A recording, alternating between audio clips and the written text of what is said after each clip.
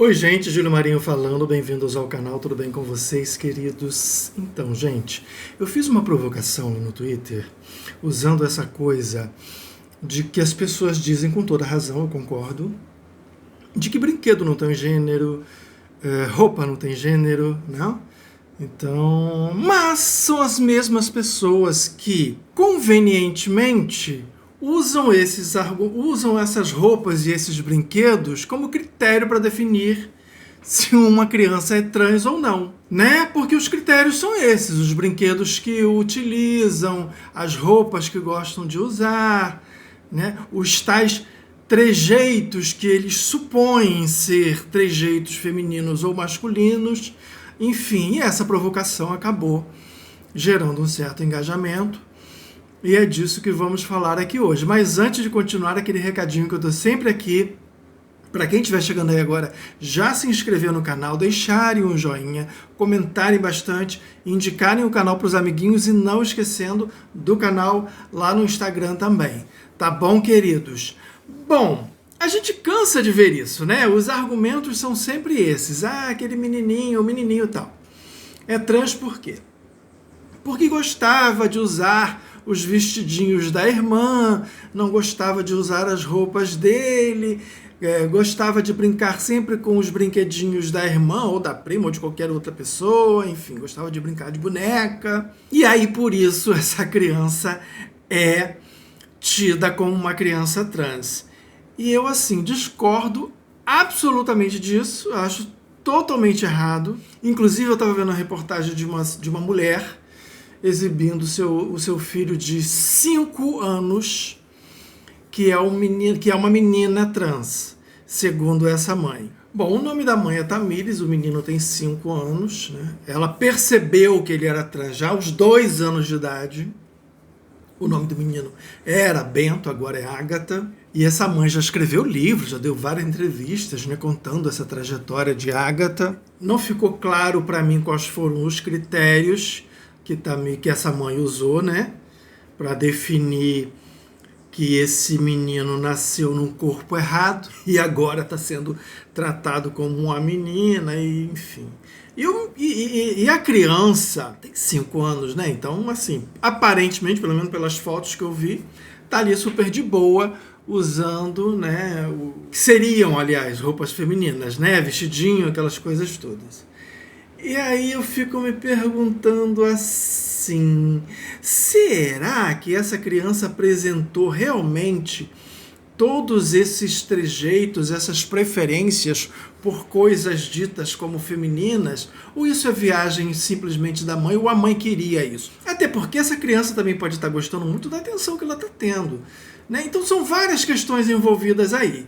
E um questionamento que eu faço é o seguinte, como era esse tratamento antes de Bento virar Tamires? Porque o tratamento agora de Tamires parece ser um tratamento de muita atenção, muitos mimos. E essa mãe está tendo muita atenção também, né? Escreveu o livro por conta disso, dá várias entrevistas, tem toda uma atenção, os holofotes estão em cima dela. Afinal de contas, ela é mãe de uma criança trans de 5 anos. Então, eu acho impossível, né? Bom, para começo de conversa, eu não acredito nessa coisa de nascer num corpo errado, tá? Eu não acredito nisso. Acho sim que existem algumas pessoas que têm uma dificuldade em se aceitar o próprio corpo, que é o que chamam de disforia de gênero, né? Então a pessoa tem lá essa dificuldade em aceitar o próprio corpo.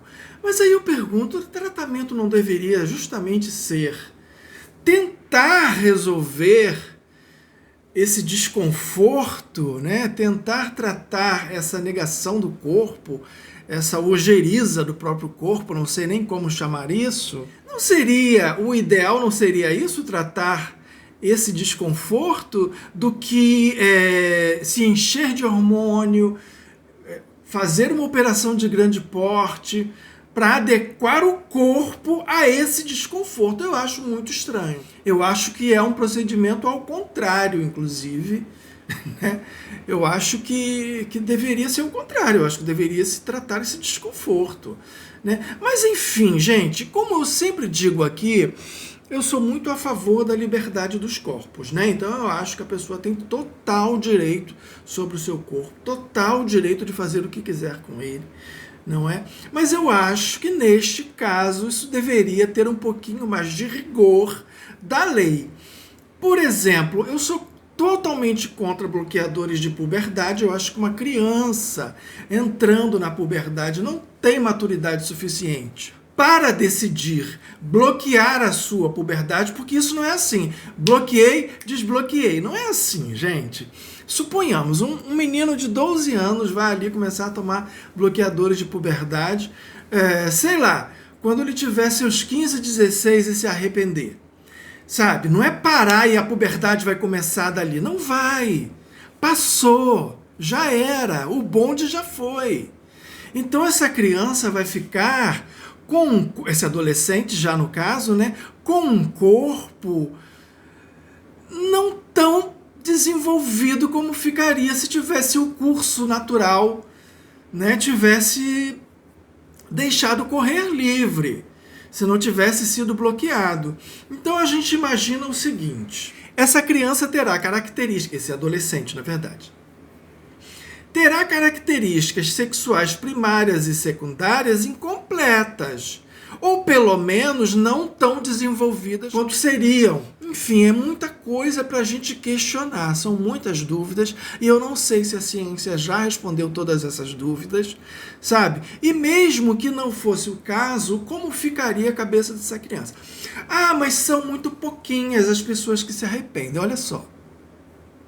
Não é não, porque esse número não é muito confiável, não existem números confiáveis, existem muitas variantes aí, existem muitos fatores que complicam, né, um apanhado desses números, até porque isso tudo é uma coisa ainda muito recente, muito nova. Então, assim, existe todo um complicador que não vem ao caso eu discutir aqui agora também, mas é complicado ter um número desse. Nós tivemos um caso notório daquela inglesa, né, a Keira Bell. Ela começou a fazer a transição dela aos 16, se arrependeu aos 21, eu acho, aos 22, mas já tinha feito uma mastectomia dupla, já tinha tomado muita testosterona, e existem mudanças que não se desfazem mesmo depois, né, que se para de tomar os hormônios, que são hormônios que a pessoa vai tomar a vida inteira, se quiser manter aquela aparência que estaria de acordo, né, com o desconforto. Mas tem como, né, de repente fazer um implante de seios. Gente, mas não é a mesma coisa, né? E assim, precisava passar por tudo isso. Ela, inclusive, processou a clínica, porque a clínica foi negligente, segundo ela, e ela ganhou o processo, inclusive, porque ela achou que ela não teve um atendimento adequado, que ela não foi questionada o suficiente, que não fizeram com ela um trabalho psicológico, psiquiátrico, sei lá, adequado. Por isso ela processou a clínica e ganhou. A justiça concordou, né, que ela realmente não teve um tratamento adequado, e muitas outras passam por esses tratamentos. Agora aqui, né, ela teve a coragem de denunciar, de se expor, porque muitas pessoas não têm. E, gente, assim, voltando lá no caso dessa criança de 5 anos, o que uma criança de 5 anos sabe sobre gênero, sobre o papel de gênero, sabe? Porque no final das contas é sobre isso. Porque como é que a gente define que uma pessoa nasceu no corpo errado? Né? Que um menino de 2 anos, por exemplo, nasceu no corpo errado porque na verdade ele é uma menina. Baseado em quê? Em estereótipos de gênero, em papéis de gênero, expectativas de gênero, criados pela sociedade. A sociedade, né, determinou e determina até hoje que homens têm que ter uma certa postura, que homens têm que ter um certo jeito de ser, e que meninas também têm outro jeito de ser, completamente diferente dos homens. Então são essas expectativas. A gente está dizendo que uma pessoa nasceu num corpo errado, está medicalizando essas pessoas eternamente, está operando essas pessoas, operações de grande porte, por conta de expectativas de gênero, por conta da inadequação a esses papéis de gênero. Jura que a gente vai fazer isso? E com uma criança de 5 anos, aliás de 2, né? Porque o processo começou quando essa criança tinha 2 anos. Gente, olha, se a jogadora Marta, que foi 6 vezes escolhida a melhor do mundo, camisa 10 da seleção brasileira, que já nos trouxe tantas alegrias, né? Uma jogadora incrível. Se a mãe dela pensasse como essa Tamires, nós não teríamos a Marta, porque a Marta teria virado um menino. Porque na cabeça dela, né, Marta tinha toda aquela coisa de jeitinho de menino, jogava futebol, não gostava das coisas de menina, então Marta seria um menino que nasceu num corpo errado? Hã? Será?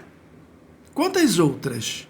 E quantos outros a gente teria, né, que nasceram num corpo errado? Muito cuidado para que não hajam arrependimentos, e os arrependimentos são muito tristes, porque você terá num arrependido uma pessoa com um corpo deformado, uma menina sem seio, né? Um menino muitas vezes sem o pênis ou com um micropênis, pessoas que terão sua vida destruída por causa de uma decisão errada, uma decisão tomada numa idade inapropriada, uma idade em que a pessoa não tem maturidade suficiente para tomar uma decisão dessas. Então a gente tem que ter muito cuidado, sim. E lembram quando eu falei daquele menino lá que foi expulso, aquele gay que foi expulso lá de uma parada gay lá em Manchester? E ele apoia uma organização que se chama LGB Alliance, e a LGB Alliance é justamente contra esse tipo de coisa, contra a medicalização de crianças, né, e adolescentes. A luta deles principalmente é sobre isso, e eu concordo plenamente. Então eu apoio também, porque eu sou contra também esse tipo de medicalização de adolescentes, né? Eu acho isso bárbaro demais. Eu concordo que existam interesses financeiros por trás disso, né? Afinal de contas, esses hormônios são bem caros. Esses procedimentos cirúrgicos são muito caros também, e isso é um ganho muito grande para a indústria farmacêutica, para a indústria de cosméticos também, não é? Então, assim, eu acho muito perigoso o que tem por trás disso tudo, gente. Acho mesmo. Ok? Bom, lembrando que amanhã tem vídeo novo, porque como vocês sabem, né? Aqui nesse canal todo dia tem um vídeo novo, era isso. E até amanhã.